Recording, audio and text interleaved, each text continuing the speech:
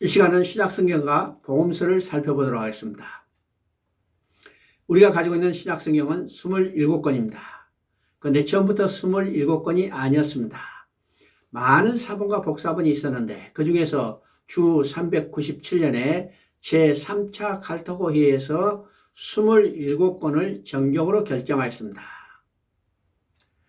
그때 정경으로 결정한 기준은 첫째, 사도성입니다. 누가 지었는가? 다시 말해서 사도 또는 사도에 준한 사람의 저작이어야 했고, 둘째, 책의 내용입니다. 책의 내용으로 영적인 성격과 내용을 살폈고, 세 번째는 보편성이었습니다. 모든 교회가 인정할 수 있는 보편성이었으며, 네 번째 기준은 영감성이었습니다. 이 기준에 따라서 4개의 복음서, 사도행전, 13권의 바울서신, 베드로전서, 요한 1서 등 21권은 일찍이 정경으로 결정되었습니다.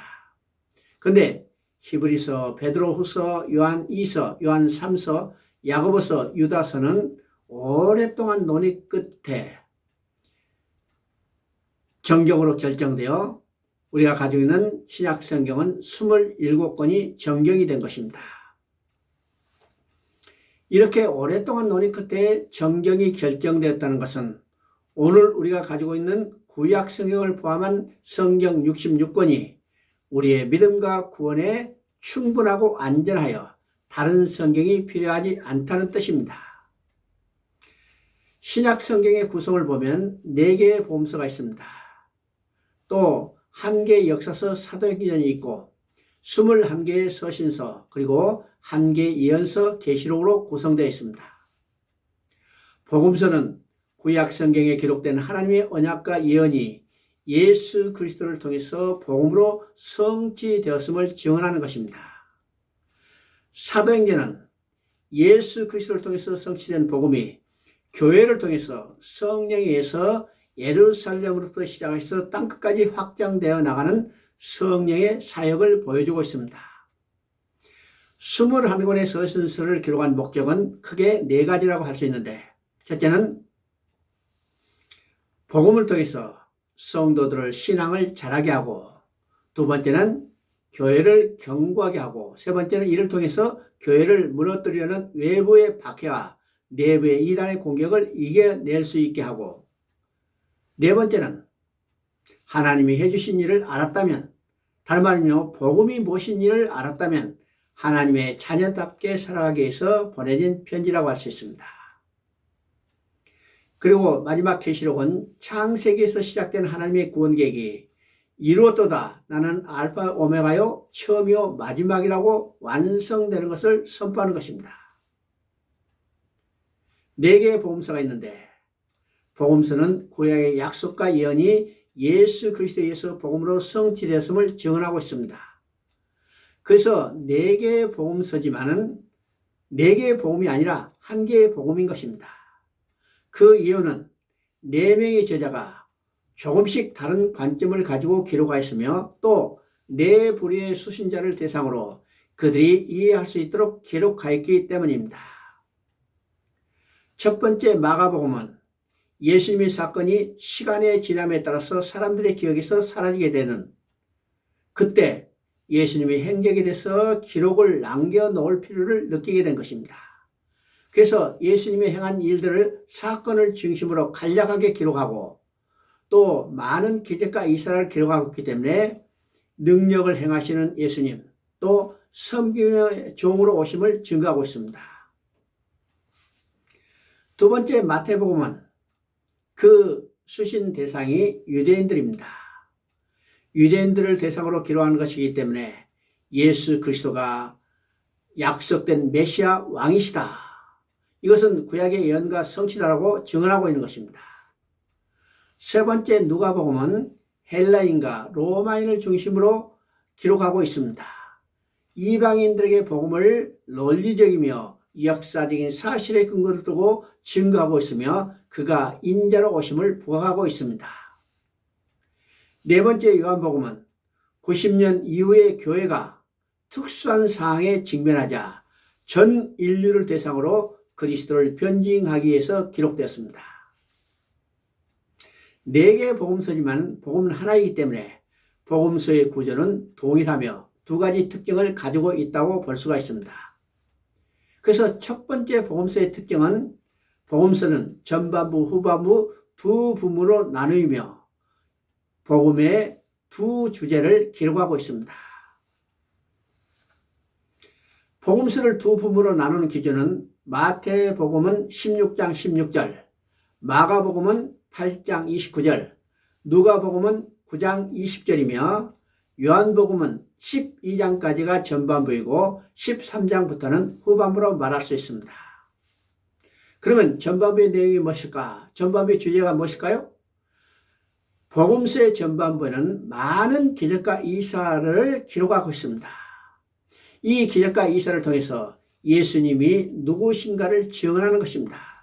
그래서 그 결론으로 마태복음 16장 16절을 보면 주는 그리스도시요 살아계신 하나님의 아들이시라고 결론을 맺고 있습니다. 그리고 복음서의 후반부는 예수님께서 무슨 일을 하실 것인가를 증언하는 것입니다.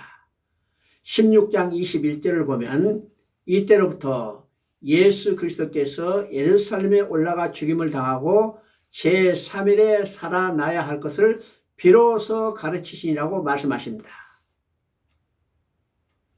바로 복음서의 후반부는 예수님께서 친히 자신이 무슨 일을 하실 건가를 말씀하신 그대로 이루어진 것을 보게 됩니다. 이렇게 복음서의 전반부는 예수님이 누구신가를 증언하는 것이고 후반부는 예수님이 무슨 일을 하셨는가에 초점을 맞추고 있습니다.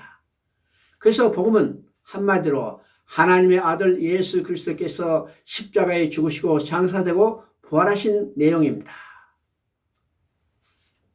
이것은 창세기 3장에서 여자의 후손으로 오셔서 가죽옷을 입히신다는 계시가 구약 내내 점진적으로 발전되어 나가다가 신약에서 성취된 것을 증언하는 것입니다. 로마서 1장 2절부터 4절까지를 보면 이 복음은 하나님이 선지자를 통하여 그의 아들에 관하여 성경에 미리 약속한 것이라. 그의 아들에 관하여 말하면 육신으로는 다윗의 혈통에 나셨고 성결의 영으로는 죽은 자 가운데서 부활하사 능력으로는 하나님의 아들로 선포됐으니 곧 우리 주 예수 그리스도라. 그러므로 복음서에서 이 두 주제를 분리하면 복음은 사라지고 말게 되는 것입니다. 그래서 복음서의 4가지 요점을 다시 정리하면 첫째 요점은 주는 그리스도시요 살아계신 하나님의 아들이시라는 것이고 두 번째 요점은 예수 그리스도가 우리의 죄를 대신하여 십자가에 죽으셨다는 것이고 세 번째 요점은 죽으셨을 뿐만 아니라 사흘 만에 다시 살아나셨다는 것이고 네 번째 요점은 이 모든 일이 성경대로 되었다는 것입니다. 만일 하나님의 아들 그리스도께서 대속 제물이 되지 않으셨다면 우리의 죄가 속해지지 않았을 것이고 부활하시지 못했다면 그리스도께서 다시 살아나신 일이 없으면 너의 믿음도 헛되고 너희가 여전히 죄 가운데 있을 것인데 그러나 이제 그리스도께서 죽은 자 가운데서 다시 살아나사 잠자는 자들의 첫 열매가 되심으로 우리의 구원이 이루어진 것입니다. 복음서의 두 번째 특징은 복음서의 시작과 끝이 같다는 것입니다. 내 복음서의 시작은 함께로 시작합니다. 마태복음 1장 23절을 보면 처녀가 잉태하여 아들을 낳으리니 그 이름을 임마누엘이라 하라. 임마누엘을 번역하면 하나님이 함께 하심이라고 끝나고 있습니다.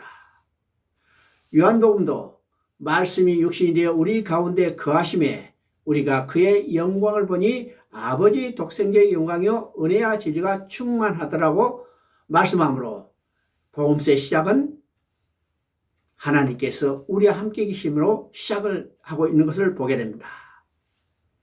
그런가 하면 끝은 어떻게 될까요? 마태복음 28장 19절을 보면 너희는 가서 모든 민족을 제자로 삼아 아버지와 아들과 성령의 이름으로 세례를 베풀고 내가 너에게 분부한 모든 것을 가르쳐 지키게 하라. 볼지어다 내가 세상 끝날까지 항상 너희와 함께 있으라는 말씀과 같이 복음서의 끝은 함께 하신다는 약속과 복음을 전파하라는 사명을 주시는 것으로 마치고 있습니다. 이것이 성경의 시작과 끝과 같은 내용입니다. 창조 때 하나님은 우리와 함께 계셔서 인간을 자기 형상으로 들어주시고 하나님이 주신 우주 만물 가운데 하나님의 형상대로 지은 인간을 두시고 함께 기쁨에 즐거움에 그의 영광을 드러내기를 원했습니다.